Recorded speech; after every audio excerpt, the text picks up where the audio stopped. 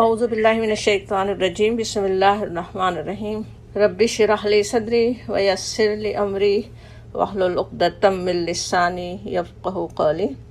الحمدللہ سورہ صاد کی 58 آیات 58 آیات کا ہم مطالعہ کر چکے ہیں۔ انشاءاللہ آج ہم سورہ مبارکہ کو ختم کر سکیں۔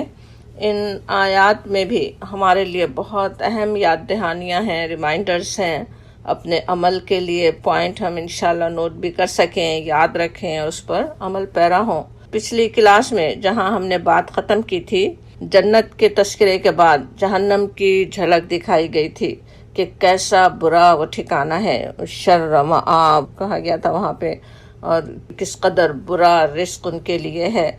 اب ایک اور جہنم کی مصیبت کا ذکر آ رہا ہے۔ دیکھیے آیت 59 بسم اللہ الرحمن الرحیم۔ ہاذا یہ ہے، فوجن ایک فوج، ایک گروہ، مقتحم معاکم، مقتحم کا جو لفظ ہے قہمہ سے قاف حامیم، مقتحم کے معنی ہوتے ہیں جیسے کسی بہت ہی خطرناک ہولناک جگہ پہ گھس پڑنا، دھنسنا، درمیان میں آنا، گھسنے والا جیسے ہم اردو میں کہتے ہیں، اس طرح کی بات ہے کہ مقتحم معاکم، تمہارے ساتھ اب ایک اور گروہ داخل ہو رہا ہے۔ جہنم کا پیچھے نقشہ بھی یاد ہوگا، کیا کس حال میں وہ اس وقت وہاں پر تھے، اور اس میں پھر کہا جا رہا ہے ایک اور گروہ اسی میں اس کے ساتھ داخل ہو رہا ہے۔ لا مرحبم بہم، نہ کوئی خوشی ہو ان کو۔ اب یہ بات جیسے جو جہنمی ہے وہ کہہ رہے ہوں، مرحبا کا لفظ ویسے تو اردو میں بھی ہم جانتے ہی ہیں، رحبا رحابا، کشادہ جگہ کے لیے کہتے ہیں۔ مرحب دعا کے لیے آتا ہے، جیسے خوش آمدید کہنا۔ جب لا مرحبا کہیں تو ایک طرح سے بد دعا ہوئے، جیسے کسی کو ریجیکٹ کیا جا رہا ہو کہ تمہارے لیے کوئی ویلکم نہیں ہے، تمہارا کوئی استقبال نہیں، کوئی خوشی نہیں تمہارے آنے سے۔ لا مرحبم بہم، ان کو، انہم بے شک وہ، سال النار، سالو کا لفظ یاد ہوگا، سواد لام یہ سے سلیہ ہوتا داخل ہونا، اور خاص طور پہ آگ میں داخل ہونے کے لیے، اور یہاں کہا جا رہا ہے اور وہ بھی پھر آگ میں داخل ہونے والے ہیں۔ اب یہ جو بات کہی گئی، ہاذا فوجن، ایک اور جیسے جہنم کی مصیبت کا ذکر، اور پچھلی کئی آیات کی طرح یہ آیت بھی ہاذا سے شروع ہو رہی ہے۔ ہاذا اس طرح بار بار آنا کس طرح ہوگا ہم نے پچھلی کلاس میں سمجھا بھی تھا، جیسے بالکل اس چیز کو اپنے سامنے محسوس کریں۔ جہنم کا تذکرہ، آخرت کی باتیں جب ہم سنیں پڑھیں تو ذہن میں ہو سکتا ہے کوئی بہت دور کی چیز کبھی ہوگی، کچھ خاص اس کا اثر ذہن پہ نہیں بھی آ سکتا، اس کو اللہ تعالیٰ جیسے محسوس کروا رہے ہوں، یہ ہے، یہ دیکھو، اس کو دیکھو، جیسے سامنے محسوس کرو، اس کی سختی کو محسوس کریں، جیسے کہا جا رہا ہو۔ جہنمی جو سوچیں پہلے ہی دوزخ کی آگ، بھوک، پیاس، ابلتے پانی اور غساق، زخموں کے دھون کی غذا، سب کی وجہ سے کیسی بری حالت میں پریشان ہے۔ اب ان کے پیچھے آنے والی نسل بھی پھر اسی میں گھسی چلی آ رہی ہوگی، جس میں ان کی اولادیں، ان کے پیروکار، ان کے پیچھے چلنے والے ہی ہو بھی سکتے ہیں، ان کے پیچھے جو آ رہے ہیں، جو ان کے پیچھے جو نسل آئی تھی وہی ہو سکتی، لیکن آج وہ ان کا استقبال کن الفاظ سے کریں گے؟ لا مرحبم بہم، کہ کوئی ان کے لیے جگہ نہیں، تمہارے لیے کوئی خوشی نہیں، خوش آمدید نہیں، جس طرح ہم اردو میں مرحبا کا لفظ استعمال کرتے ہیں۔ اور انہم سال النار، اور وہ بھی جہنم ہی میں داخل ہونے والے ہیں۔ پیچھے آنے والے وہ لوگ جو دنیا میں اپنے بڑوں، اپنے لیڈروں کے لیے آنکھیں بچھاتے تھے، ان کا استقبال کس طرح ہو رہا ہے؟ کوئی ان کو ویلکم نہیں کیا جا رہا، کوئی ان کو ہاتھوں ہاتھ لیا نہیں جا رہا ہے، اور کیا کہیں گے؟ قالو، وہ کہیں گے، بل انتم، اب یہ کہنے والے کون ہیں؟ وہ جو داخل ہو رہے ہیں، جو جہنم میں جن کو اب گھسایا جا رہا ہے، جو داخل ہو رہے ہیں، وہ جواب دے رہے ہوں گے پیچھے جو پہلے سے لوگ موجود تھے ان کو۔ قالو، وہ کہیں گے، بل انتم، بلکہ تم، لا مرحبم بکم، نہیں کوئی خوشی تم کو۔ اب وہ بھی اسی طرح جواب پلٹا کے دے رہے ہیں، تمہارے لیے بھی کوئی خوشی نہیں، کوئی خوش آمدید نہیں۔ انتم، تم ہی ہو، قدمتموہ، قدمہ کیا ہوتا ہے؟ جیسے آگے لانا، آگے لائے، سامنے لائے۔ قدمتموہ، تم ہی لائے ہو، کس کو؟ اس انجام کو، اس جہنم کو، اس برے ٹھکانے کو تم ہمارے سامنے لائے ہو،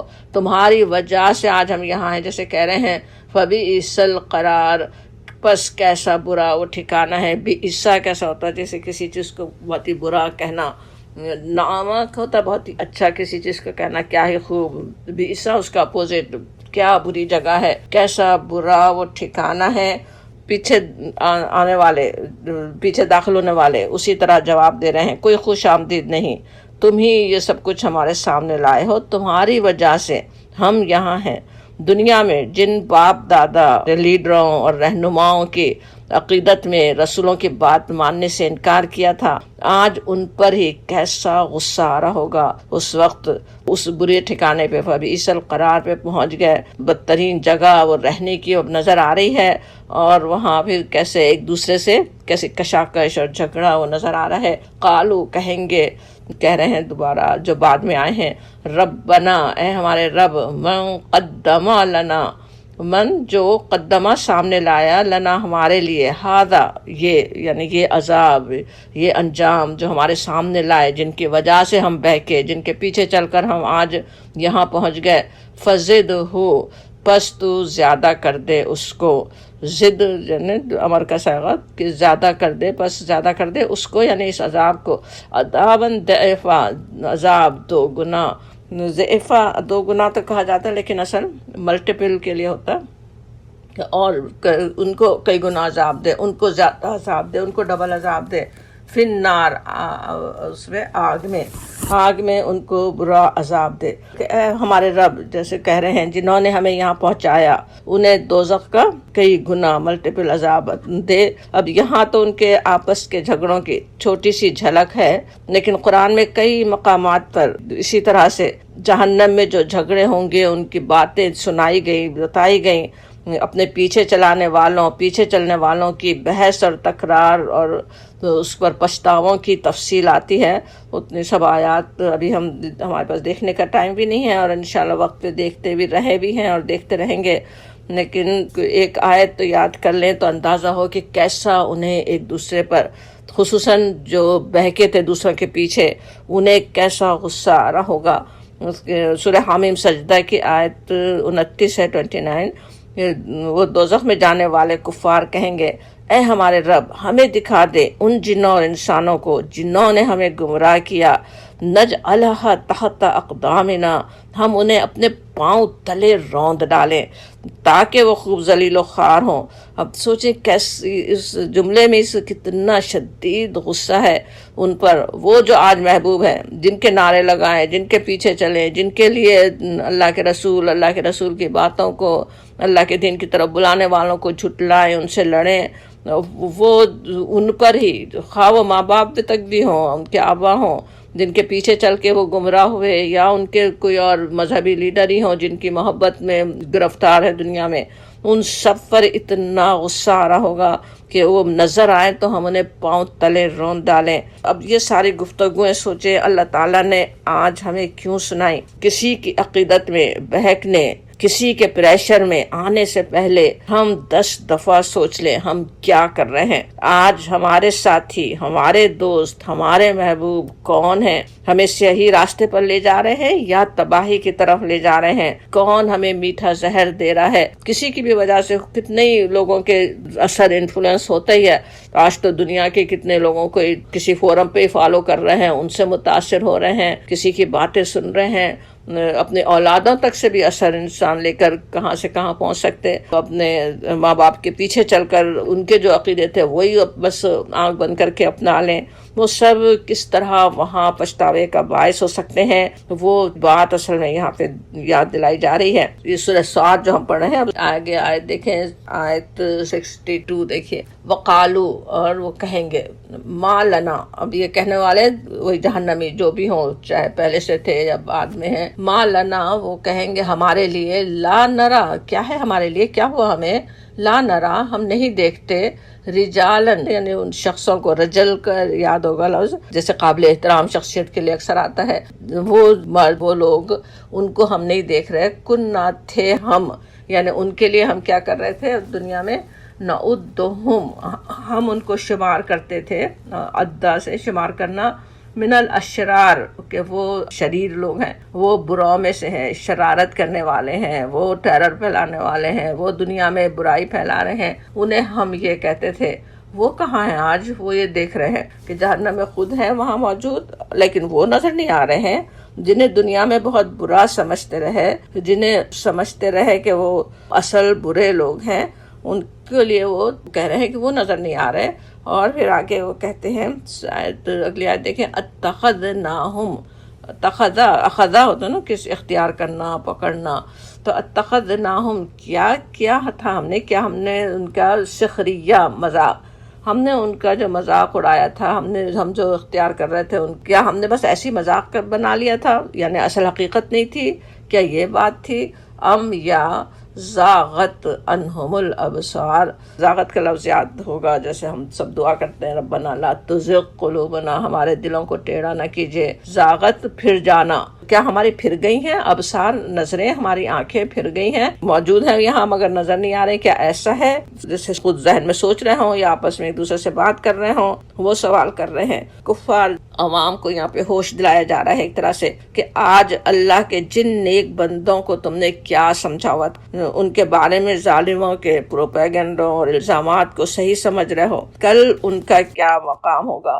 خود وہاں عذاب میں جل رہے ہیں، جو عذاب بھگت رہے ہیں، اور وہ لوگ نظر نہیں آ رہے ہیں جنہیں بڑا شریر سمجھا ہوا تھا، جن کے خلاف باتیں وہ کر رہے تھے، جنہیں اشرار سمجھتے تھے۔ کیا کیا نام رکھے جاتے اللہ کے نیک بندوں کے دنیا میں کہ ہر وقت رکھے گئے۔ اس وقت مکے میں بھی کس طرح جیسے یہ باغی لوگ ہیں، سرکش ہیں، مذہب کو چھوڑنے والے، اور اسی طرح کے ہر زمانے میں ہر ایک کے لیے کیسے کیسے نام رکھے جاتے، اور وہ وہاں پہ سوچ رہے ہوں گے، وہاں ہوش آئے گا، وہاں سمجھ آئے گی کہ بس ہم نے خامخواہ ان کا مذاق بنایا تھا، وہ یہاں نہیں پہنچے۔ اور پھر آگے کہا جاتا، اگلی آیت دیکھیں، آیت 64، ان بے شک ذالک، یہ ہے، لحق، سچ، تخاصم اہل النار، تخاصم کا جو لفظ ہے خصمہ کے معنی ہوتے جھگڑنا، ایسا جھگڑنا، بات چیت میں جھگڑنے کی بھی بات ہوتی ہے۔ خصمہ کا لفظ ویسے دوسری جگہوں پہ جیسے فرینڈلی ڈسکشن کے لیے بھی آتا ہے، کبھی بات چیت، کچھ بحث مباحث سے ہو رہے ہوں، وہ بھی ابھی آگے بھی لفظ وہ آ رہا ہے اسی طرح سے، اور اس طرح کے زبانی جھگڑے کے لیے بھی۔ تو یہاں آ رہا ہے کہ یہ تخاصم، یہ جو ابھی پیچھے زبانی جھگڑا ہی اللہ تعالیٰ نے سنایا جہنمیوں کا آپس میں جو ہو رہا ہوگا، اور اس کے لیے یہاں پہ پھر دوبارہ کہا جاتا ان ذالک لحق، یہ ہے ضرور، یہ ایسے ہی بات نہیں سنائی جا رہی تمہیں، یہ سچ مچ ہونے والا ہے، لازمن ہونے والا ہے، لحق اہل النار، یہ دوزخ والوں میں اہل جہنم کے یہ جھگڑے ہونے والے ہیں۔ یہ چیزیں اور کتنی تکلیف دہ ہوتی ہیں۔ آج ہمارے لیے جنت کا جو بہترین تصور ہے، کس طرح قالوا سلامن، سلامہ، ہر ایک طرف سلامتی۔ دنیا میں بھی سب سے زیادہ تکلیف دہ چیز کیا ہوتی ہے؟ اکثر انسانوں کے آپس کے جھگڑے، انسانوں کی باتیں، انسانوں کی بری باتیں جو وہ کر رہے ہوں، کیسی دل کو اذیت دے سکتی ہیں۔ انسان کا سب کچھ نعمتیں یہاں دنیا کی ہوتے ہوئے بھی وہ نعمتوں میں انسان کیسا سمجھیں الجھنوں کا شکار، پریشانیوں کا شکار ہو جاتا ہے صرف انسانوں کے جھگڑوں کی وجہ سے۔ اور وہ جہنم کا ایک اور بڑا عذاب کہ آپس کے بھی جھگڑے، ایک دوسرے سے ہمدردی کا تو کوئی سوال نہیں ہے کہ کوئی ہمدردی کرنے والا ہو اتنے سخت تکلیفوں میں، وہ اور ایک دوسرے کو الزام دے رہے ہوں گے، جھگڑ رہے ہوں گے، انہی کو برا بھلا کہہ رہے ہوں گے، وہ لازماً جھگڑنے والے ہیں۔ وہ ایک اور عذاب سامنے رکھا گیا۔ اب یہ تھا سارا منظر، یہاں پہ جہنم کا جو تذکرہ شروع ہوا تھا وہ یہاں پہ ختم ہو رہا ہے، اور پھر آگے سورت کے خاتمے کی آیات شروع ہو رہی ہیں۔ سورت کی ابتدا جس طرح سے ہوئی تھی وہیں جیسے بات پلٹ رہی ہے۔ سورہ سعد جس طرح شروع ہوئی تھی یاد کیجئے کہ پہلی ہی آیت کیا تھی؟ قرآن ذی ذکر، کہ قسم ہے قرآن کی، اور پھر آیت 4 میں، آیت 4 میں تھا کہ کفار کو حیرت ہے کہ انہی میں سے ایک منذر کیسے آ گیا، ایک نذیر، ایک ڈرانے والا کیسے آ گیا۔ ہمارے جیسے انسان ہیں، نبی صلی اللہ علیہ وسلم کو یہ سمجھ رہے ہیں، اور بلکہ نعوذ باللہ اپنے سے بڑے کمتر بلکہ سمجھ رہے ہیں، اور وہ کیسے وہ منذر بن گئے، وہ کیسے نبی بن گئے، وہ بات کر رہے تھے۔ اب پوری صورت میں پچھلی قوموں اور انبیاء کرام کے حالات سے بات سمجھانے کے بعد نبی صلی اللہ علیہ وسلم سے کہا جا رہا ہے کہ آپ اعلان کر دیں، آپ صاف صاف بتا دیں۔ اب وہ حقیقت انہیں سمجھ میں بھی آ سکتی ہے اگر یہ پورا کلام وہ سنیں۔ تو کیا بات بتائی جا رہی ہے؟ قل انما انا منذر، کہہ دیں، آپ کہہ دیجئے، نبی صلی اللہ علیہ وسلم فرما دیں، بتا دیں کہ میں ہوں خبردار کرنے والا، آگاہ کر دینے والا۔ نذرہ کے معنی ڈرانے والا بھی کرتے ترجمہ، لیکن اصل چیز وہ ہے کہ جسے خبردار کرنا، کسی آفت کے آنے سے پہلے آگاہ کر دینا۔ انبیاء کرام علیہ السلام کی اور اللہ کے نیک بندوں کی سب سے بڑی صفت کہ وہ اللہ کے بندوں کو ان کی حرکتوں کے برے انجام سے آگاہ کر دینے والے ہوتے ہیں۔ ہم بھی اپنے محبوب نبی حضرت محمد صلی اللہ علیہ وسلم کے اتباع میں انشاءاللہ منذر ہوں، وہی کام ہم بھی کرنے والے ہوں۔ آپ کا اتباع ہمیں کرنا ہے، جو آپ کام آپ نے کیے وہ ہمیں کرنا ہے۔ آخرت سے بے خوف دنیا میں غافل لوگوں کو جگانے والے، انہیں آخرت کی فکر دینے والے ہوں، وہ نہ مانے تو پھر برے انجام سے ڈرانے والے ہوں۔ اب یہ آیت آ بھی رہی ہے، سوچیں دوزخ کے ایک ہولناک نقشے کے بعد ایسے برے انجام کی یاد دہانیاں انسان پر کیسی گناہ بھی گزرتی ہیں کہ دل چاہتا ہے کہ جنت کے مناظر تو خوب مزے لے کر بیان کریں، دوزخ کی جھلک سے جلدی سے گزر جائے، صرف پڑھنا اس کے بارے میں سننا ہی مشکل ہوتا ہے۔ لیکن سورہ رحمان میں جہنم کی جھلک دکھانے کے بعد بھی کہا گیا فَبِأَيِّ آلَاءِ رَبِّكُمَا تُكَذِّبَانِ، تم دونوں یعنی انسان و جن وہاں پہ مخاطب ہیں، تم دونوں کن کن نعمتوں کو جھٹلاؤ گے۔ گویا جہنم کا موجود ہونا، اس کا ڈراوا، اس کے لیے انذار، اس کے لیے خبردار کرنا، یہ سب بھی کیا ہے؟ اللہ کی بڑی رحمتوں میں سے ہے۔ انسان اس کی یاد دہانی سے ابھی سنبھل جائیں، ابھی اپنے نفس کو کنٹرول کر سکیں۔ کتنا برا انجام سامنے ہو تو یہ جو نفس کے اندر سے تقاضے ہوتے ہیں ان کو کنٹرول کرنا کتنا انسان کے لیے مشکل بھی ہوتا ہے۔ اگر جہنم کا تذکرہ نہ ہو، پتہ نہ ہو، جس طرح لاحقن کہا جا رہا ہے، لازماً یہ باتیں وہاں ہونے والی ہیں، انجام ہے، ایک ضروری چیز ہے، لازمی چیز ہے، پھر سمجھ میں آتا ہے کس طرح ہم ابھی اپنے نفس کو کنٹرول کر سکتے ہیں اس سے بچنے کے لیے۔ آج پتہ بھی ہے کہ کیسی دوزخ ہے، کیسی جہنم ہے، پھر انسان اتنا پھسلتے ہیں تو سوچیں اگر بالکل ہی بس پتہ ہی نہ ہو کہ کبھی آخرت ہونی ہے، کبھی کوئی جنت دوزخ بھی ہے، تو انسان کیا کچھ کر سکتے ہیں، جو ہم دیکھ بھی رہے ہیں، جو کرتے رہتے ہیں انسان۔ اللہ تعالیٰ اس سے ہمیں اپنی پناہ میں رکھے۔ اور پھر کہا جا رہا ہے وَمَا مِنْ إِلَٰهٍ، آیت 65 ہم پڑھ رہے ہیں، وَمَا مِنْ إِلَٰهٍ، اور نہیں کوئی الہ الا اللہ، سوائے اللہ کے، الواحد القہار، وہ ہے یکتا، زبردست اور غالب۔ اللہ تعالیٰ کے نام کیسے کیسے آ رہے ہیں، الواحد ہے، کوئی اس کا شریک نہیں، نہ ہو سکتا ہے، اور ساتھ ہی تنبیہ بھی کہ القہار بھی ہے، زبردست اور غالب، پوری کائنات پر صرف اور صرف اسی کا کنٹرول ہے، سرکشی کرنے والوں کو پکڑنے پر پوری قدرت بھی رکھتا ہے۔ اگلی آیت میں بھی پھر وہی تعارف اللہ تعالیٰ کا چل رہا ہے، دیکھیں، رب السماوات والارض، آسمانوں اور زمین کا رب، وما بینہما، اور ان دونوں کے درمیان، ہما کا اشارہ آسمان اور زمین کی طرف، ان دونوں کے درمیان جو کچھ ہے سب کا وہ رب ہے۔ رب کہیں تو پوری کائنات کا مالک، خالق، ان کو پالنے والا، اسے سنبھالنے والا، وہ رب السماوات والارض ہے۔ پھر کہا گیا العزیز الغفار، اللہ تعالیٰ کی اور دو صفات آتی ہیں، العزیز غالب، قہار کے تقریباً جو معنی تھے، ہر چیز پر غلبہ رکھنے والا، کوئی اس پر غلبہ نہیں پا سکتا، وہ سب پر غالب، اور اس کے ساتھ لیکن اتنی طاقت رکھنے کے بعد ساتھ ہی الغفار ہے۔ کیسی بندوں کے لیے کس قدر اس میں سوچیں تسلی کی بات ہے، بخشنے والا بھی ہے۔ بندے تو غلطیاں کرتے ہیں، گناہ تو کرتے ہیں، لیکن وہ غفار بھی ہے۔ اب ان دو آیات میں دیکھیں کوئی 7 اسماء حسنی آ گئے، اللہ تعالیٰ کے بہترین نام جن کے ذریعے ہم اپنے رب کو پہچان سکیں کہ اس کی کیا شان ہے۔ الہ بھی جو ہے اللہ تعالیٰ کی قدرت اور عظمت کو ظاہر کرتا ہے۔ الہ کیا ہے؟ ساورین، مالک، سب پر حکومت کرنے والا، پوری کائنات کا وہ تنہا مالک اور آقا ہے، پوری کائنات پر اس کا اقتدار قائم ہے۔ اور پھر اللہ تو ہے ہی، اللہ تعالیٰ کا ذاتی نام بھی ایک تو ہے ہی، لیکن الہ بھی سمجھا گیا جیسے اصل وہی ایک الہ ہے۔ اور پھر الواحد القہار، رب السماوات والارض وما بینہما، پوری کائنات کو، کائنات کی ایک ایک مخلوق کو پیدا کرنے والا، انہیں پالنے والا، ان کی ہر ضرورت کو پورا کرنے والا، اور سب پر غالب، سب کچھ کرنے پر قدرت رکھنے والا۔ العزیز کہیں تو جیسے کوئی اس کی خدائی کو، اس کے غلبے کو چیلنج نہیں کر سکتا، اور اتنی قدرت، اتنی طاقت اور غلبے کے ساتھ ہی الغفار، الغفار، اور غفار کہیں تو بار بار بخشنے والا، بہت زیادہ بخشنے والا، اپنی مخلوق کے ساتھ ساتھ انتہائی رحمت کا معاملہ بھی کرنے والا ہے۔ مخلوق سے غلطیاں ہوں گی، ہو سکتی ہیں، ہوتی رہیں گی، ان کی خطاؤں سے درگزر کرنے والا، انہیں معاف کرنے والا ہی نہیں بلکہ بار بار بخشنے والا۔ فارسی کا ایک شعر ہے جس کا مفہوم ہے کہ 100 بار بھی اگر توبہ کر توڑ دی ہے تو تب بھی واپس آ جا، بازا پلٹا۔ یہ درگاہ ہے، ایسی درگاہ جہاں کوئی ناامیدی نہیں، کوئی نا امیدی نہیں ہو سکتی، ایسی وہ درگاہ ہے اللہ تعالیٰ کی۔ پیچھے دوزخ کے ہولناک منظر کے بعد اللہ تعالیٰ کے یہ اسم مبارک کیسی امید اور ترغیب دلانے والے ہیں۔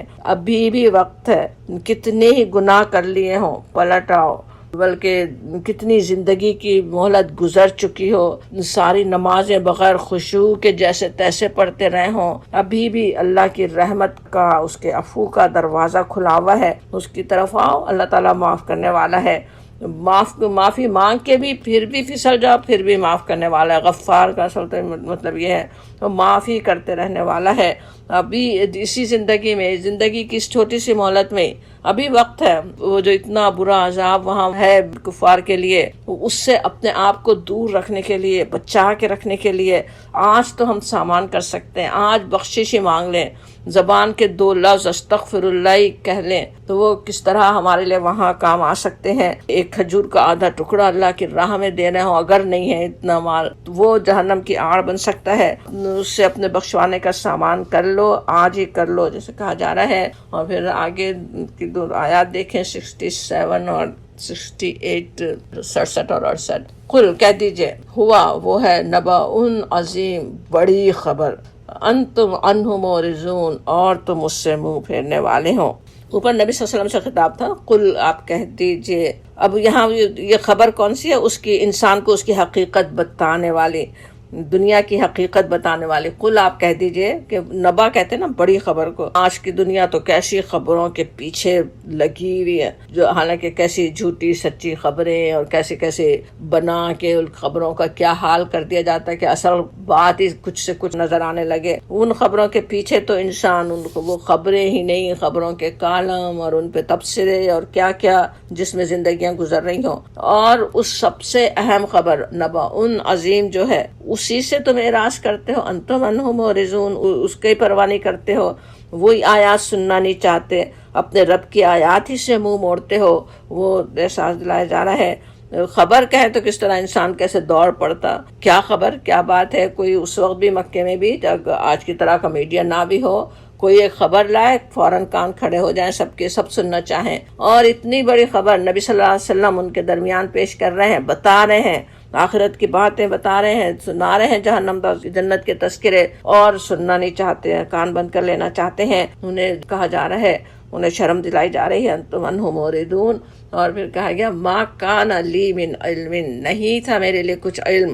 اب یہ بھی جس طرح اوپر قل تھا اسی طرح سے کہہ دیجئے بات ہو رہی ہے، نبی صلی اللہ علیہ وسلم کہہ دیں، نبی صلی اللہ علیہ وسلم کے ذریعے آپ کی زبانی یہ بات سنائی جا رہی ہے کیا کہ ما کان لی من علم، کہ نہیں تھا میرے لیے کچھ علم، کہ میں نہیں جانتا تھا۔ نبی صلی اللہ علیہ وسلم آپ وحی آنے سے پہلے کیا جانتے تھے؟ آپ کو نہیں پتا تھا کچھ بھی۔ بالملأ الاعلی، یہاں پہ کسی ایک خاص واقعے کا ذکر ہو رہا ہے کہ آپ کیا نہیں جانتے تھے۔ بالملأ الاعلی کہتے ہیں اعلیٰ اوپر کی ملئی مجلس، اعلیٰ مجلس کا۔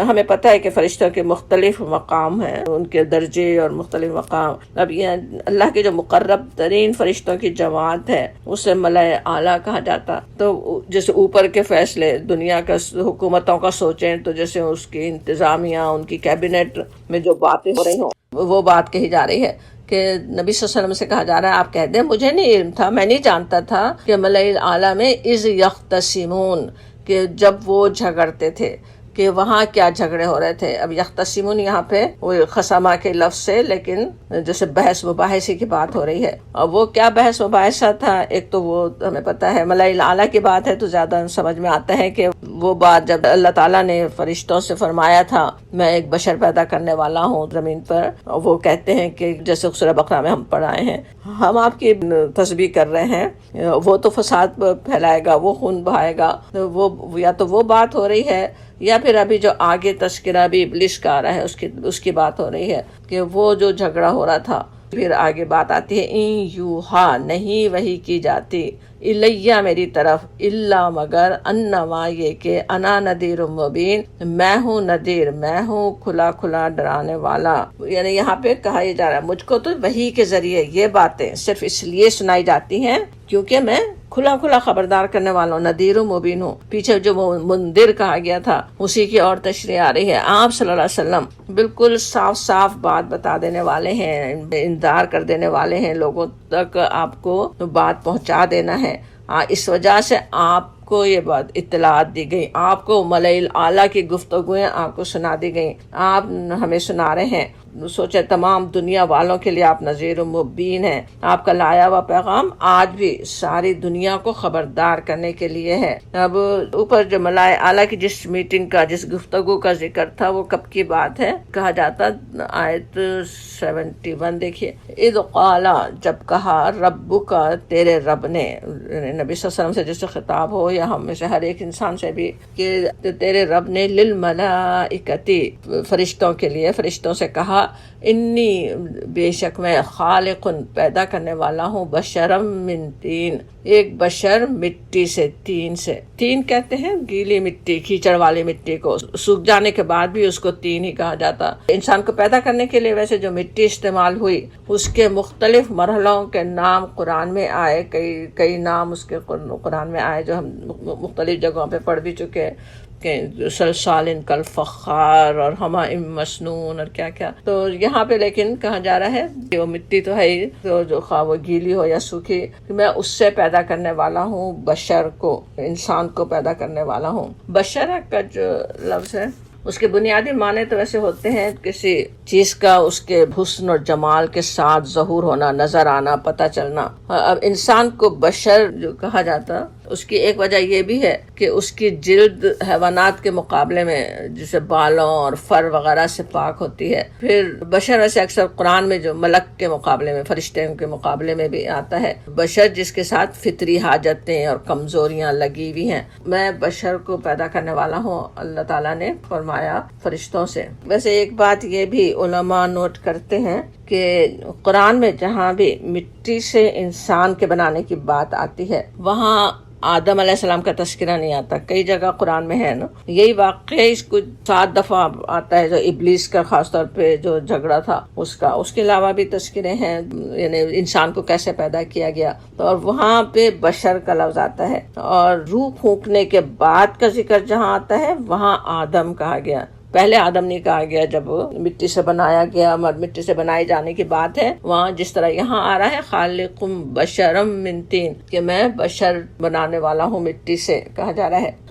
آدم علیہ السلام اور ابلیس کے اس ماجرے کا ذکر قرآن میں اس سے پہلے 6 دفعہ آ چکا ہے. اب یہ 7ویں دفعہ آ رہا ہے. اب اتنی دفعہ یہ ذکر کیوں آیا؟ اس واقعے کو سنتے پڑھتے وقت ہم اس پہ غور کر سکیں. اس سے ظاہر ہے جب ایک دفعہ آ رہا ہے تو اللہ تعالیٰ ہمیں بہت کچھ یہاں پہ یاد دلانا چاہتے ہیں، یاد رکھوانا چاہتے ہیں. اور کہا جا رہا ہے آیت 72 میں 72 میں فَإِذَا پس جب سَوَّيْتُهُ میں درست کر لوں اس کو، وَنَفَخْتُ اور میں پھونک دوں، فِيهِ اس میں، ہی کا اشارہ بشر کی طرف کہ جو میں پیدا کروں گا، مِن روحی اپنی روح سے، فَقَعُوا کا لفظ جو ہے واو قاف عین سے.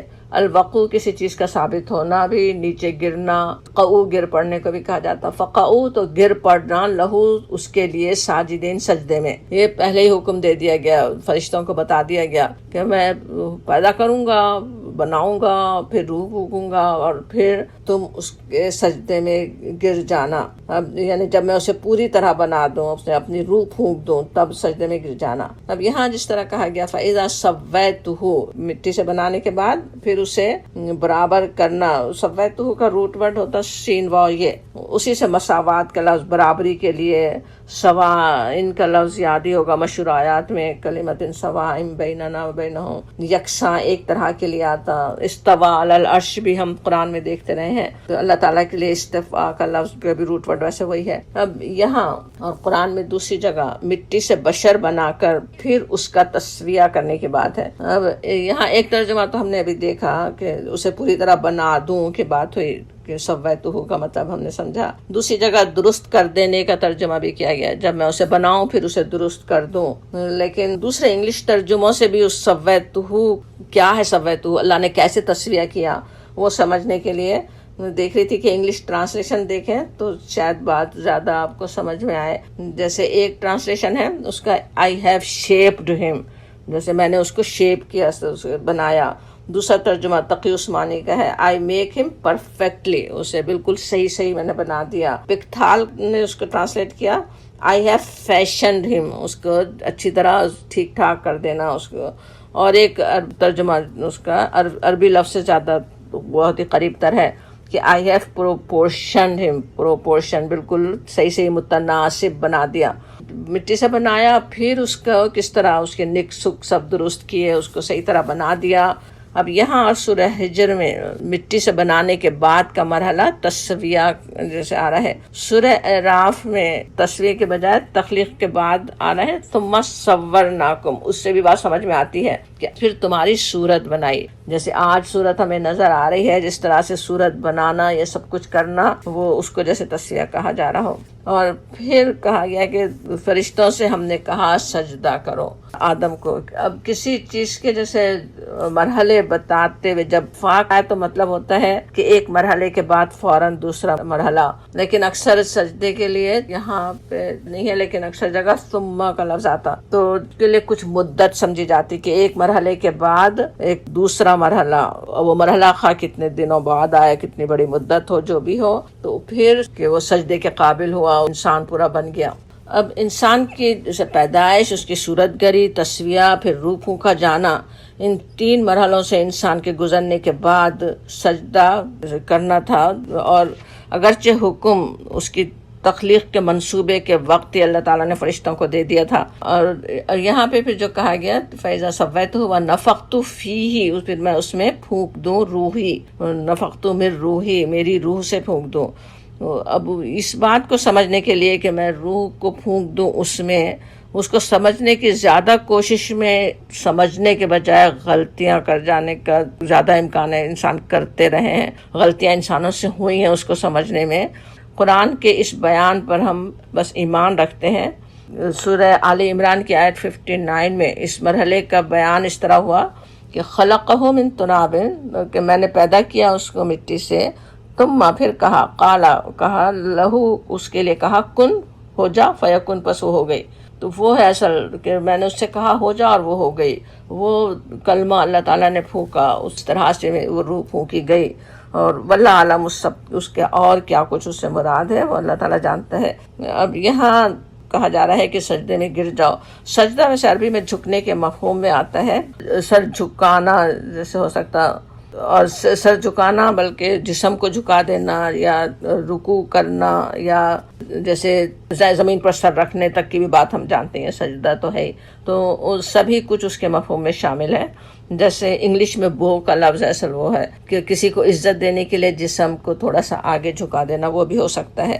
پچھلی قوموں میں جس تعظیمی سجدے کی اجازت تھی، ہم پڑھتے ہیں نا سورہ یوسف میں، یوسف علیہ السلام کے سامنے وہ سجدہ کر رہے ہیں، ان کے سارے بھائی والدین، تو وہ سب جو رواج تھا کہ وہ ہمارے رکوع سے ملتا جلتا تھا، اس کی مانند تھا. یا یہ کہ جسم کو کچھ آگے جھکا دینا، وہ اس طرح کا سجدہ تھا. اب فرشتوں کا حضرت آدم علیہ السلام کو سجدہ کرنا اللہ کے حکم سے تھا، تو وہ گویا اللہ تعالیٰ ہی کے لیے تھا. اصل تو فرشتوں کے سجدے میں آدم علیہ السلام کی بڑائی کے بھی اصل میں پہلو واضح کیا گیا، کس قدر فرشتوں کی بندگی اور اطاعت کا اظہار ہے، کیسے وہ اللہ کے مطیع اور فرما بردار ہوتے ہیں. نہ نسل و نسب کا کوئی غرور، نہ اپنی عبادتوں کا، نہ اپنے مقام، اپنی طاقتوں، اپنی صلاحیتوں پر کوئی ناز. ان کے سامنے ہی مٹی سے بنایا گیا اس بشر کو، لیکن اللہ کے حکم کے آگے سب نے سر جھکا دیا.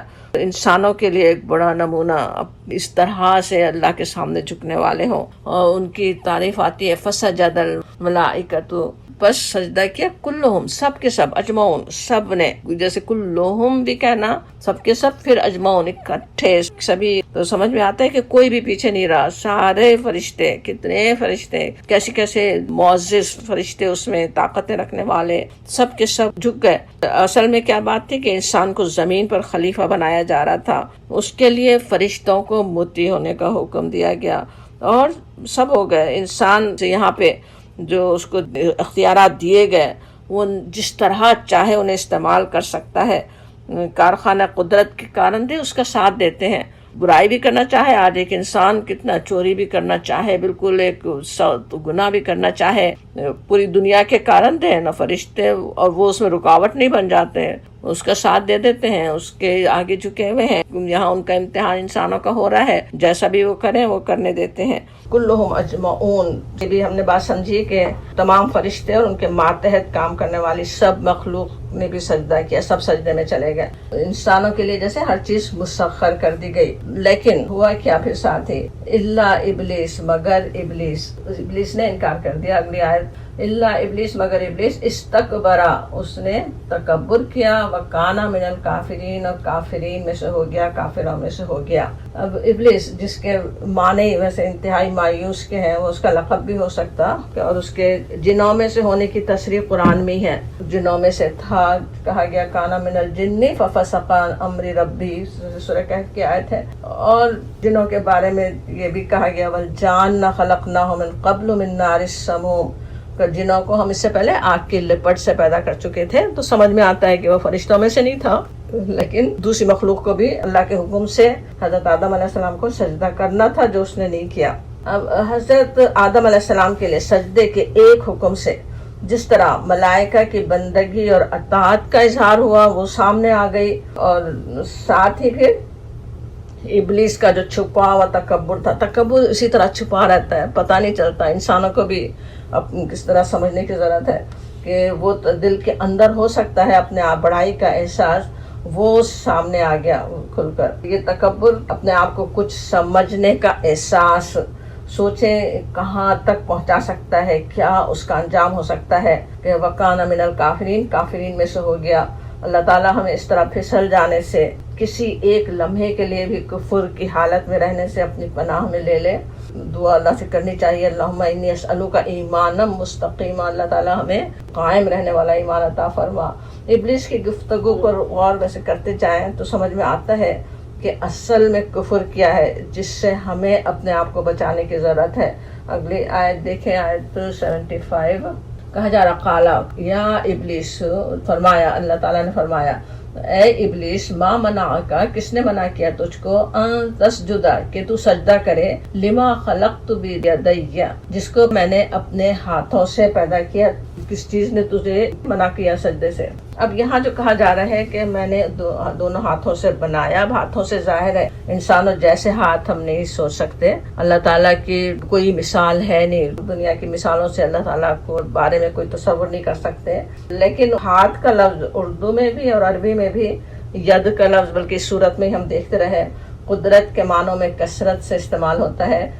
پیچھے داؤد علیہ السلام کے لیے انہی معنوں میں ذل اید، اور دوسرے انبیاء کے لیے اولی الایدی آیا تھا کہ قدرت رکھنے والے، کام کرنے والے، جیسے وہاں پہ کہا گیا تھا۔ اب یوں تو سوچیں کائنات کی ہر شے ہی قدرت خداوندی سے پیدا ہوئی، اللہ کے قدرت سے پیدا ہوئی، لیکن یہاں پہ یہ کہنا کہ اللہ نے اپنے ہاتھوں سے پیدا کیا، اس کے کہنے میں انسان کے جیسے خصوصی شرف کا اظہار بھی ہے۔ دونوں ہاتھوں سے جو کہا جا رہا ہے اس کا یہ مفہوم بھی لیا گیا کہ اللہ تعالیٰ کی شان تخلیق کے جیسے دو اہم پہلو ظاہر ہو رہے ہیں انسان کی تخلیق میں۔ ایک طرف اس کو اللہ تعالیٰ نے حیوانی جسم عطا کیا، جس سے وہ حیوانات کی جنس سے ایک نوع ہے، ایک قسم کا ہے، اور دوسری طرف اس میں روح ڈالی گئی، اس روح کو بھی اللہ تعالیٰ نے اپنی طرف منسوب کیا۔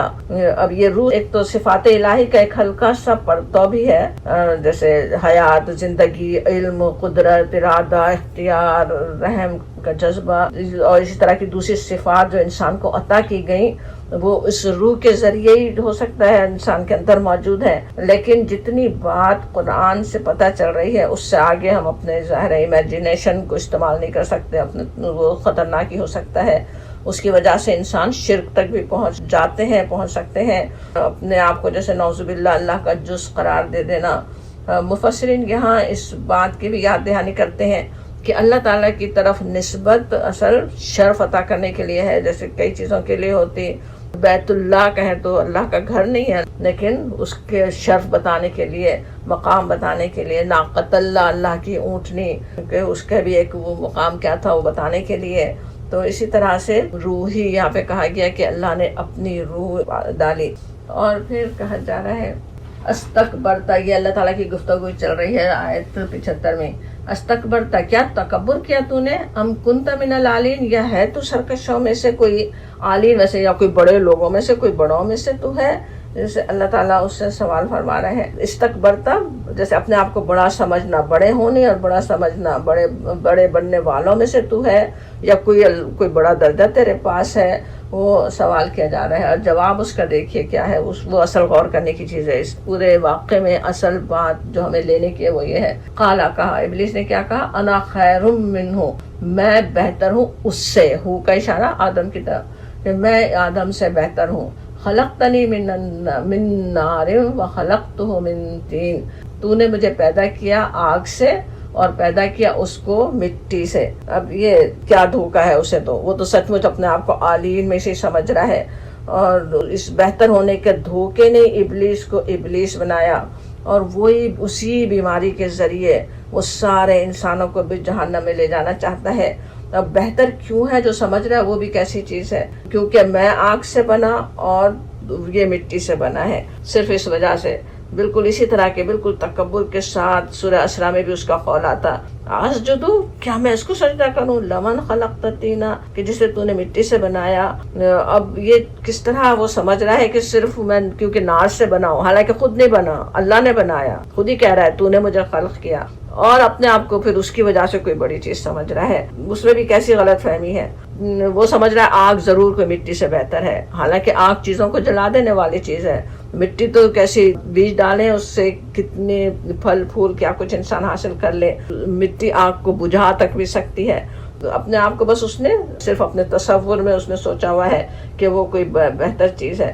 اب ابلیس کا یہ قول اللہ کی کتاب ہمیں بار بار سناتی ہے. اس صورت میں بھی بس وہی بات اصل بتائی جا رہی کہ اس وقت کے سوچیں قرآن کے نزول کے وقت قریش کے بڑے بڑے سرداروں کو یہی تو روگ لگا ہوا تھا.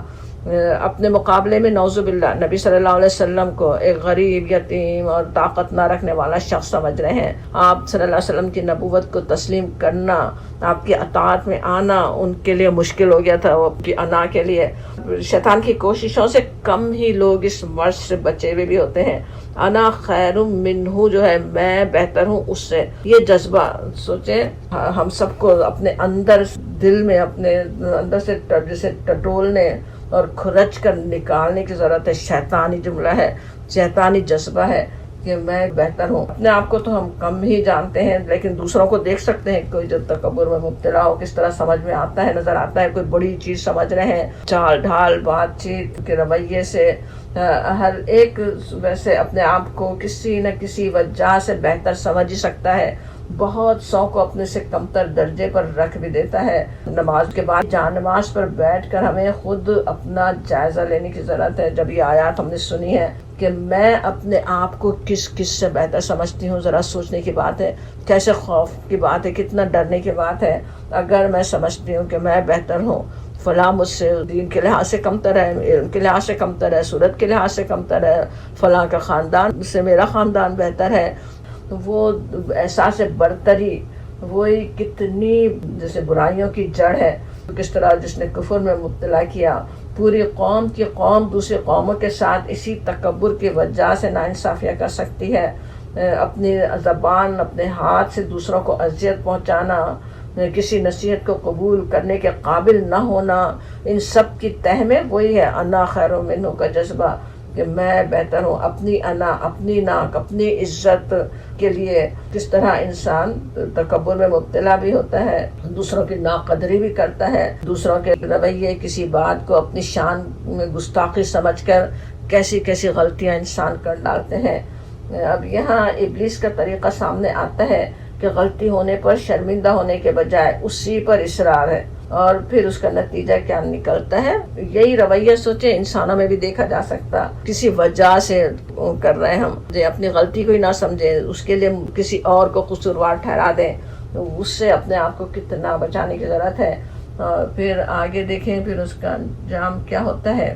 قالا، کہا اللہ تعالیٰ نے پھر کیا فرمایا، فخرج، بس نکل جا، منہا، اس سے، فإنک رجیم، بے شک تو مردود ہے۔ اب اسے دربار سے نکال دیا گیا، رجیم، اس کے لعنت اس کے اوپر ہمیشہ کے لیے، وإنا، اور بے شک، علیک، تجھ پر، لعنتی، میری لعنت ہے، الی یوم الدین، یوم الدین تک، قیامت کے دن تک لعنت کا مستحق وہ بننے والا ہے، یوم جزا تک۔ اللہ کی نافرمانی کا جو راستہ اس نے اپنے لیے پسند کیا، اس کے لیے وہ چھوڑ دیا گیا، اب پلٹنے کا راستہ اس کے لیے تو بند ہو گیا، یہاں تک کہ یوم الجزا کے دن اپنے کرتوتوں کی خود سزا بھگتے۔ یہاں پہ بہت ہی ہمیں سوچنے اور غور کرنے اور ڈرنے کی ضرورت ہے۔ اللہ کے کسی حکم کو جانتے بوجھتے نافرمانی، کوئی ایک ہی حکم تھا جو اس نے نافرمانی کی، اور اسی پر پھر اصرار کہ میں تو پیدا ہی ایسا ہوا ہوں، یا بس جیسے میرا تو ہے، میں تو ہوں ہی غصے والا، تیز، ہمارے خاندان کے تو طریقہ ہی ایسا ہے، اور کیا کچھ باتیں جس کی وجہ سے انسان اپنے جرم پہ اصرار کرے، وہ کہاں پہنچا سکتا ہے۔ اب یہ سب کچھ ہو گیا، لعنت کا مستحق ہو گیا قیامت کے دن تک کے لیے، اور اب لیکن اس کی کیا کوشش ہے، اللہ تعالیٰ نے ہمیں سنا دی، ہم محتاط رہیں۔ اگلی آیت دیکھیں، قالا، کہا، ربی، کہہ رہا ہے، فانظرنی، مجھے مہلت دے، الی یوم یبعثون، اٹھائے جانے کے دن تک، جب وہ دوبارہ زندہ کیے جائیں گے اس وقت تک مہلت دے۔ اب یہاں دیکھیں، اصل بات دیکھنے کی یہاں پہ یہ بھی ہے، کفر کا مفہوم بھی سمجھ میں آتا ہے۔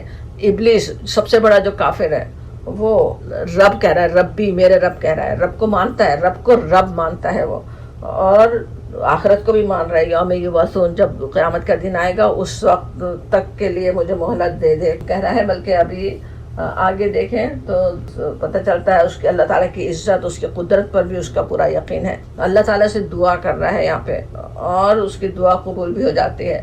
کہا گیا، قالا، فإنک، بے شک تو، من المنذرین، تو ہے مہلت پانے والوں میں سے، اللہ نے مہلت دے دی کہ تو مہلت دیے جانے والوں میں سے ہے، الی یوم الوقت المعلوم، اس دن تک جس کا وقت معلوم ہے۔ اب وہ وقت یعنی قیامت کا دن، اس دن کا وقت معلوم ہے، کہنا کس طرح ہے، جیسے قیامت کا ایک وقت طے ہے کہ وہ کب آئے گی، لیکن اس کا علم صرف اللہ تعالیٰ کو ہے، کسی کو علم نہیں ہے۔ لیکن ایسا نہیں ہے کہ ہوگی یا نہیں ہوگی، کوئی دونوں باتیں ایک سی ہوں، نہیں، اللہ تعالیٰ کو بالکل وقت صحیح معلوم ہے کہ وہ کب آنے والی ہے۔ اب یہاں کس طرح غور کرنے کی بات ہے کہ اسی طرح کے سوچیں، جس طرح ہم دیکھ رہے ہیں ابلیس اللہ پہ ایمان، اللہ کی قدرت پر ایمان، آخرت پر ایمان، اس کے باوجود وہ سب سے بڑا کافر ہے۔ اب اسی طرح اگر کوئی مسلمان ہوتے ہوئے، اسلام کا نام لیتے ہوئے، اس کے باوجود پھر اس طرح اللہ کے حکم کو اگر ماننے سے انکار کرے تو وہ کہاں پہنچ سکتا ہے، اپنی برتری پر اصرار، اپنے آپ کو کچھ سمجھنا کہاں سے کہاں پہنچا سکتا ہے۔ نبی صلی اللہ علیہ وسلم کے بڑے بڑے مخالفین کا بھی اصل بالکل یہی مرض تھا، اللہ کو مانتے تھے وہ بھی، بلکہ اس کے لیے جیسی کچھ عبادتیں ان کے پاس رہ گئی تھی وہ بھی کرتے تھے، حج اور عمرے، صدقہ خیرات تک کرتے تھے، اللہ سے دعائیں مانگتے تھے، کعبے کی دیواروں کو پکڑ کر، پردے کو پکڑ کے دعائیں کرتے تھے، لیکن کیا تھا، تکبر نبی صلی اللہ علیہ وسلم کی بات ماننے میں رکاوٹ بنا ہوا تھا، بالکل وہی بات جو یہاں پہ ہم نے ابلیس کی دیکھی۔ اب ابلیس کے اس واقعے کے ذریعے سوچیں، مشرکین کو جو ہدایت کی گئی وہی نصیحت آج کے کتنے ہی مسلمانوں کے لیے بھی اس واقعے میں ہے، ہم سب کے لیے بھی کیسی اس میں تنبیہ ہے۔ اللہ کی ہر نافرمانی، خصوصاً کبر کے، تکبر کے شائبے سے بھی اللہ تعالیٰ اپنی رحمت سے ہمیں بچا لے۔ پھر آگے ابلیس نے اس وقت جو عزم کیا تھا اس کی خبر ہمیں دی گئی، آیت 82 2 دیکھیں، قالا کہا، فبعزتک تیری عزت کی قسم، یہ ابلیس کہہ رہا ہے کہ قسم کھا رہا ہے، اللہ تعالیٰ کی عزت کی قسم کھا رہا ہے، لأغوینہم، اس جملوں پہ ذرا اس کے الفاظ پہ غور کیجئے، کس قدر عزم ہے، کتنا زور ہے، پورا زور دے کر کہہ رہا ہے، جیسے کہ ایک تو اللہ کی عزت کی قسم کھا کے بعد لام زبر تاکید، اغوینہ تاکید، ضرور میں بہکا دوں گا اجمعین سب کو، اور سب کو بہکانے کی اصل اس کا گول تو کیا ہے، سارے انسانوں کو بہکا دے، پورے انسانوں کو بھی جہنم میں لے جائے اپنے ساتھ۔ لیکن کیا ہے بات، آگے دیکھیں، وہ بات ہمیں یاد رکھنے کی ہے، ایک تو اس کا عزم بھی یاد رکھنا ہے، شیطان کو اپنے سمجھنے کی بات ہے کہ کتنا بڑا، کیسا بڑا وہ دشمن ہے، سب کو وہ بہکا ہی دینا چاہتا ہے۔ لیکن ابلیس یہ کہہ رہا ہے الا عبادک منہم المخلصین، مگر تیرے بندے ان میں سے، المخلصین جو مخلص ہوں، جو اپنے آپ کو خالص کر لیں، اسے پتہ ہے کہ ان پہ میرا زور نہیں چلے گا۔ ابلیس کا اپنا تو پورا ارادہ ہے کہ گھسیٹ کے جہنم میں لے جائے، لیکن اللہ کے مخلص بندوں پہ اس کا زور چلنے والا نہیں ہے۔ اب یہ صورت بھی اور پچھلی صورت، دونوں صورتوں میں ہم دیکھتے آئے ہیں مخلص کی بات بار بار کیسے سمجھائی گئی، اللہ کے مخلص بندوں کے تذکرے ہم نے پڑھے، مخلص اور مخلص کا فرق بھی یاد ہوگا۔ مخلص بندے وہ جو خالصتاً اللہ کی بندگی کرنے والے، جنہوں نے اپنے دین کو اللہ کے لیے خالص کر لیا۔ لیکن دنیا امتحان گئی ہے، مخلص بندے بھی امتحانوں سے گزارے جاتے ہیں، ہر طرح کے مختلف حالات اور کیفیتوں میں وہ جب اپنے رب سے کیے ہوئے وعدے پر، اللہ کی بندگی پر قائم رہتے ہیں، ہر حال میں اسی کی طرف رجوع کرتے ہیں، تو اللہ تعالیٰ انہیں چن لیتا ہے، وہ خاص بندوں میں شامل کر لیتا ہے، وہ ہوتے ہیں مخلص بندے۔ امتحان تو پھر آخری سانس تک چلتا ہی رہتا ہے۔ حضرت ابراہیم علیہ السلام کو یاد کریں، ہر امتحان کے بعد اس سے بڑا امتحان آ جاتا ہے۔ اب اس صورت میں اللہ تعالیٰ نے اپنے جن مخلص بندوں کا تذکرہ کیا، ان کے حالات پر ہم انشاءاللہ غور کرتے رہیں۔ تو شیطان کی چالیں تو ہیں بہت زور آور، لیکن اگر ہم اپنے رب کے لیے مخلص ہو جائیں تو ابلیس کی کوششیں کارگر نہیں ہو سکتی، اور کوششیں تو وہ ضرور کرے گا۔ ہمیں ہر لمحے اب چوکنا رہنا ہوگا، اپنے رب سے تعلق کو مضبوط اگر ہم کر لیں تب وہ ہمارا کچھ بگاڑ نہیں سکتا۔ مخلص بندے کیسے ہوتے ہیں، ویسے تو پوری صورت، بلکہ پچھلی صورت میں، بلکہ قرآن میں بہت رہنمائی ہے کہ کیسے ہم مخلص بن سکتے ہیں، کیسے ہمارا شمار اپنے مخلصین میں کروانے کے لیے ہم کوشش کر سکتے ہیں۔ پیچھے آیت 46 میں ایک جو بات تھی وہ بھی یاد کر لیں کہ اِنَّا أَخْلَصْنَاهُمْ بِخَالِصَةٍ ذِكْرِ الدَّارِ کہا گیا تھا کہ اللہ کے نیک بندوں کو انبیاء کرام کے تذکرے کے بعد تھا کہ ہم نے انہیں خالص کر لیا تھا، چن لیا تھا، کس وجہ سے کہ وہ الدار یعنی آخرت کے گھر کی یاد رکھنے والے تھے۔ سمجھ میں آتا ہے کہ جتنی آخرت کی یاد اگر رہے اتنے ہی اسی قدر ہم اللہ تعالیٰ کی حفاظت میں ہوں گے، شیطان کی چالوں سے محفوظ ہوں گے۔ آخرت کا ڈر ہی تو ہمیں روک لے گا شیطان کی بات ماننے سے، اس کی چالوں میں آنے سے، تو انشاءاللہ اس طرح سے ہم اپنے آپ کو شیطان کی چالوں سے محفوظ رکھ سکیں۔ اب آگے آیت 84 اور 85 دیکھ لیتے ہیں انشاءاللہ۔ 84 میں ہے قَالَ فَالْحَقُّ، پس فرمایا، اللہ تعالیٰ کا فرمان، بس سچ ہے۔ اب یہ ابلیس کا عزم ہم نے دیکھا، اس نے دعا کی، اس کو دے دی گئی مہلت، اور کہا، اللہ تعالیٰ فرماتا ہے فَالْحَقُّ، بس سچ ہے، وَالْحَقَّ أَقُولُ، اور میں سچ ہی کہتا ہوں۔ اب کیا میں سچ کہتا ہوں، اگلی آیت بہت ہی ہمیں فکر دینے والی ہے۔ لَأَمْلَأَنَّ، یہاں بھی ڈبل تاکید ہے لام زبر کی، أَمْلَأَنَّ جَهَنَّمَ، کہ میں ضرور بھر دوں گا جہنم کو، من کا تجھ سے یعنی ابلیس کی ذریت سے، وَمِمَّن تَبِعَكَ، اور جو تیری پیروی کریں گے، منہم، ان میں سے، اجمعین، سب کے سب۔ اللہ تعالیٰ نے بھی سنا دیا اپنا فیصلہ، اور کتنے زوردار طریقے سے سنایا، کوئی شک کی گنجائش نہیں۔ جو اس کا اتباع کرے، جو اللہ کے دین کا اتباع کرنے کے بجائے اس ابلیس کا اتباع کرے، وہ جہنم سے اس کو بھر دوں گا کہا گیا۔ قل، کہہ دیجئے۔ اب یہ سب سنانے کے بعد اب نبی صلی اللہ علیہ وسلم سے کہا جا رہا ہے کہ آپ کہہ دیں، آپ بتا دیں، ما اسألکم، نہیں میں مانگتا تم سے، علیہ، اس پر جو میں کام کر رہا ہوں، جو میں انتظار کر رہا ہوں، جو اللہ کا پیغام پہنچا رہا ہوں، میں تو تم سے کچھ نہیں چاہ رہا، علیہ من اجر، کوئی میں اجر نہیں چاہتا۔ اور آپ سے جیسے کہا گیا آپ فرما دیں، وما انا من المتکلفین، اور نہیں میں تکلف کرنے والوں میں سے، بناوٹ کرنے والوں میں سے۔ نبی صلی اللہ علیہ وسلم کوئی ایسا نہیں ہے کہ کوئی بناوٹ کرنے والے جو ہے نہیں وہ بن کے دکھا رہے ہوں. آپ صلی اللہ علیہ وسلم جیسے تھے وہ اچھی طرح پورے اہل مکہ پورے اہل عرب جانتے تھے، اور ان کے لیے تو بالکل سامنے بات تھی. ہمیں بھی سنا دی جا رہی ہے، آگے آنے والوں کو بھی. نبی صلی اللہ علیہ وسلم کوئی ایسا نہیں تھا کہ بس اپنے سے کوئی بات بنانے والے ہوں، سچ بات پہنچانے والے ہیں، سچے منذر ہیں، نذیر مبین ہیں. ان ہوا الا ذکر للعالمین، اور یہ نہیں ہے یہ مگر عالمین کے لیے ذکر. وَلَتَعَلَّمُنَّ نَبَأَهُ بَعْدَ حِينٍ، اور تم کو معلوم ہو جائے گا اس کا حال ایک وقت کے بعد، وہ سامنے آ جائے گا. حق تو سامنے کھل کر آنے والا ہے. کچھ سالوں میں حق جیسے فتح بھی سامنے آ گئی، اور جو موت کا شکار ہوئے انہیں بھی حقیقت سامنے نظر آ گئی. تو آخر میں پھر بس نبی صلی اللہ علیہ وسلم کو بتا دیا گیا کہ آپ اعلان کر دیں. ایک تو نبی صلی اللہ علیہ وسلم کی ذات پہ غور کریں تو کس طرح ایمان مضبوط ہو جائے. دوسرے آپ کے لائے و ذکر، ان ہوا الا ذکر للعالمین، یہ ذکر جو تمام عالمین کے لیے. آج تم نہیں مانو مگر آگے کی عالمین کے لیے ذکر ہے، ماننے والے آئیں گے. اور وَلَتَعَلَّمُنَّ، کیسے اصرار کے ساتھ ضرور جان لیں گے، نبأہو، اس کا حال، بعد حین، اس کے بعد، یعنی لوگوں کے سامنے حق کھل کر آ جائے گا. اس دنیا میں بھی آ جائے گا، ورنہ موت کے بعد تو سامنے آنا ہی ہے. تو اللہ تعالیٰ اپنی رحمت سے اس مبارک سورہ کی خوبصورت آیات سے ہمیں پورا فائدہ اٹھانے کی توفیق عطا فرمائے. اللہ تعالیٰ نے جس طرح اپنے محبوب بندوں کی پاکیزہ سیرت، ان کا بہترین کردار، ان کا اخلاص اپنی اس عظیم کتاب میں ثبت کر دیا، ہماری زندگی کی کتاب میں ہمارے کردار، ہمارے اعمال کی بہترین باتیں بھی ثبت فرما دے. ہماری غلطیوں، ہماری کوتاہیوں، ہماری بھول اور خطاؤں سے اپنی رحمت اور عفو کے صدقے سے ہماری بھول کو ہمارے اعمال نامے سے مٹا دے. آمین یا رب العالمین.